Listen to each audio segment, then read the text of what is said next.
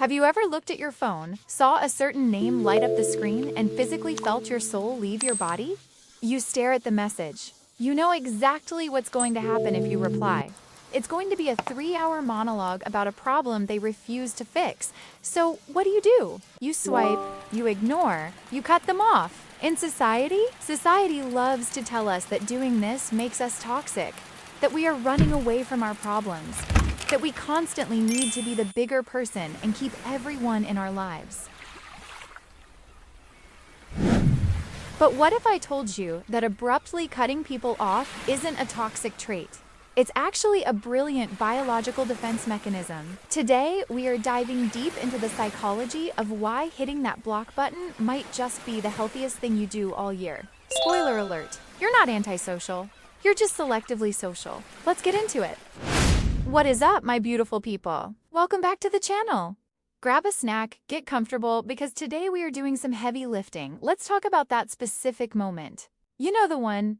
You used to be the therapist friend, the reliable one, the one who picked up the phone at 2 a.m. to give award-winning Dr. Phil level life advice? The friend who kept the peace in the group chat. The partner who absorbed everyone's emotional baggage like a high-tech sponge. You listened to the same complaints. You gave the exact same advice. You watched them completely ignore that advice, do the exact opposite, and then come crying back to you anyway. You were running on a hamster wheel of other people's drama. Until one day, something shifted. You didn't blow up. You didn't scream. You just stopped. You let the text sit on read. You stopped over-explaining yourself, and guess what? The world didn't end. In fact, for the first time in years, it got peacefully, beautifully quiet. Now, people might call you cold for this. They might say, wow, you really changed. But here is the absolute tea. Backed by actual neuroscience. Your brain was just doing its job. There is a concept in psychology called the Polyvagal Theory, developed by Dr. Stephen Porges. Basically, your nervous system has different modes of operating. It's like a smart house. When you've been emotionally drained too many times, when people consistently take way more energy than they give, your brain doesn't even wait for your conscious permission. It just flips a massive circuit breaker. It moves you from social engagement mode into what researchers call the dorsal vagal response. In plain English, it's shutdown mode. It is your body screaming, "We are hemorrhaging energy, Captain. Shut down the engines." It's not that you are broken. It's that your nervous system is fiercely protecting your energy because it knows energy is a finite resource. You didn't lose your ability to care. You just finally allocated some of that care to yourself. Lately, the internet loves to call this the villain era. You see it all over TikTok. People are like, I'm in my villain era. I'm cutting everyone off. But let's be real. Having basic self-respect doesn't make you a villain. However, I know what some of you are thinking. But Rina, aren't humans supposed to be social creatures? Isn't isolating yourself super bad for your physical health? Yes, prolonged, non-consensual isolation is terrible for you. But there is a massive difference between protecting yourself and building walls out of pure fear. Walls block everyone, the good, the bad, and the neutral. Boundaries, on the other hand, are highly selective. Think about it like a multiplayer game. You wouldn't keep teaming up with a player who constantly goes AFK, sabotages your co-op runs, and drains your HP in games, right? You'd kick them from the party so you can actually enjoy the game and beat the boss. Real life is no different. You are not building a fortress to hide from the world, you are just curating your lobby. If you cut someone off and felt a massive wave of relief, that is data, my friend. Listen to it. And here is the most fascinating part about people who are naturally good at cutting others off. You don't do it randomly. You do it because you have developed an elite, top-tier threat detection system.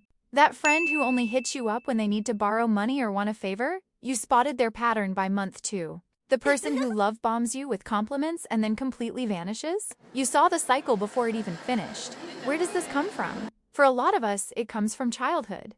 If you grew up in an unpredictable environment, you learned to read the room before you even knew how to read books. You knew someone's mood just by the specific way they closed a kitchen cabinet. Bam! Okay.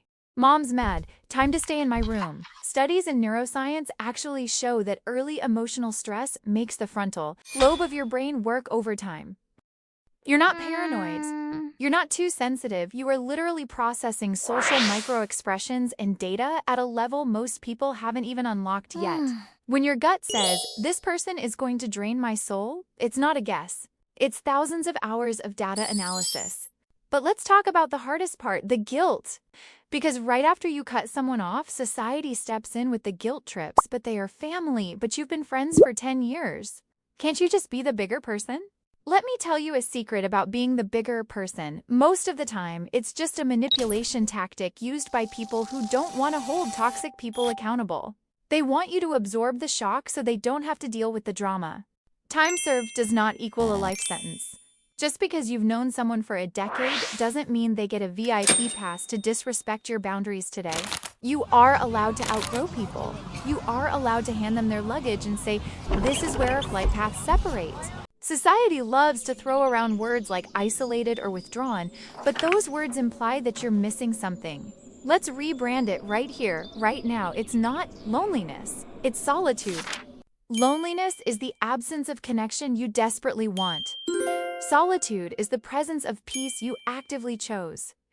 You aren't sitting alone in a dark room wishing your phone would ring.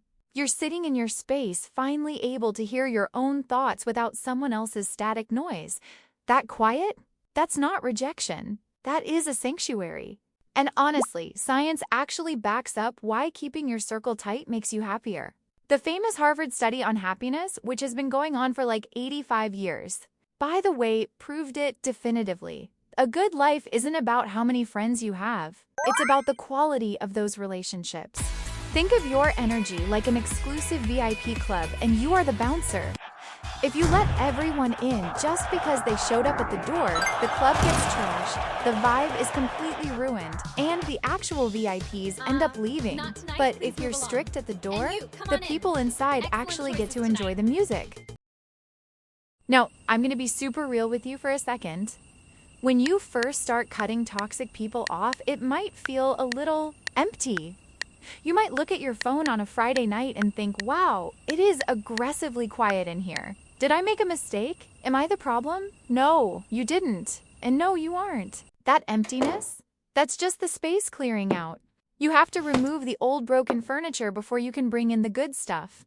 It takes time for the right people to find you once you stop settling for the wrong ones. The trash takes itself out, but you still have to wait for the new delivery.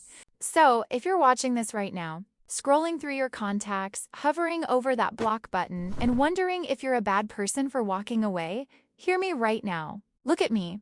There is absolutely nothing wrong with you. You are not cold. You are not heartless. You are just finally treating yourself with the same level of respect and care that you've been handing out to everyone else for free. Keep your circles small, keep it authentic, and keep fiercely protecting your peace. Because in a world that profits off your burnout, choosing yourself is the ultimate flex. If this video gave you that little push of validation you didn't know you needed today, do your girl a favor and smash that like button. Subscribe to join our fiercely peaceful, drama-free community. And I have a serious question for you. Have you ever had to cut someone off for your own sanity? And honestly, how did you deal with that initial wave of guilt? Spill all the tea in the comments. Seriously, it helps so much to know we aren't alone in this, and I promise you, I read every single one. Until next time, protect your peace, stay hydrated. Please go do something nice for yourself today, and I'll see you in the next video. Bye, guys!